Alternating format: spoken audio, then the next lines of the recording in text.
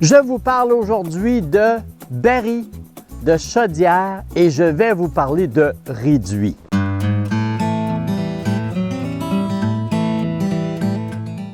Bonjour chers amis, le retard, on a produit une vidéo dans la première semaine de mars, mais on a pu en réaliser par la suite causé par le problème du virus que vous connaissez tous et on a dû nous s'occuper de nos employés à notre entreprise. Donc la raison pourquoi que les vidéos ont été retardées, il va y avoir beaucoup moins de vidéos cette année, on sait pourquoi.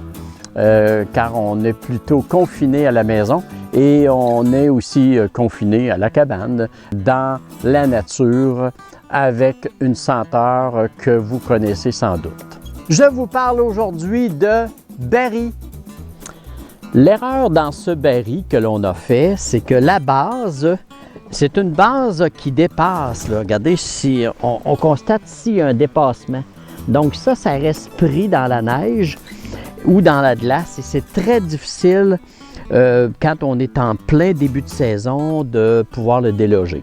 Dans une base arrondie comme celle-ci, alors il y a beaucoup moins de problèmes quand on a 2 ou 3 pieds de neige. Alors on a seulement à donner frapper un coup sur le côté et ça se déloge facilement.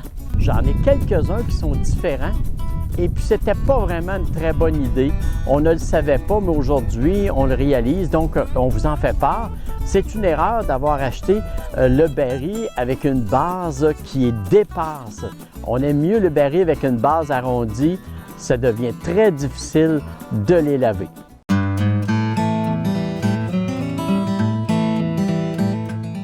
Je vous parle aujourd'hui de chaudière. Cette nouvelle partie, on l'a fait à la chaudière. Et on va faire ça à chaque fois parce que ça nous permet d'évaluer le nombre de chaudières par ligne. Alors actuellement, j'ai des petits chemins pour ramasser, pour s'assurer qu'on n'aille pas à droite et à gauche, puis qu'on choisisse aléatoirement les chaudières. Pour ne pas en oublier, bien, on avait déjà fait un chemin pour l'entaille et on revenait sur nos pas. Donc, on a pu, en faisant ce type de plan, prévoir que sur cette première ligne ici, nous aurons 15 à 20 entailles. Alors, puis ça nous permet d'évaluer la distance qu'on va parcourir. Et là, je sais combien j'ai fait d'entailles sur cette section ici, environ sur un 200 pieds environ de large par 100-150 pieds. On a au-delà de 100 érables. Donc, il va me rester à mettre le baril au centre de ça et de chaque côté pouvoir progresser avec des lignes l'an prochain pour compléter notre érablière.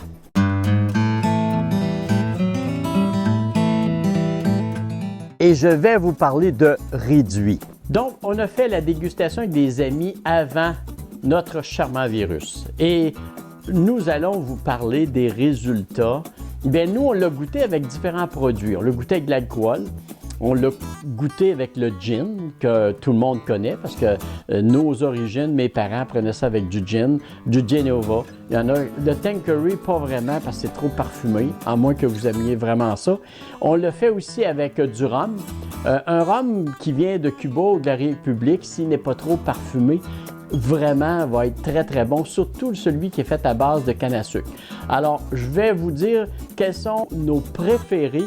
Alors, nos préférés ont été le canapé et le Cherry Reverse, qui est une vodka à l'érable avec du réduit. Là, c'est vraiment, vraiment bon. Alors, vous pouvez faire l'essai avec ces produits que vous allez trouver merveilleux. Alors, je vous souhaite, malgré la situation, un très bon temps des sucres.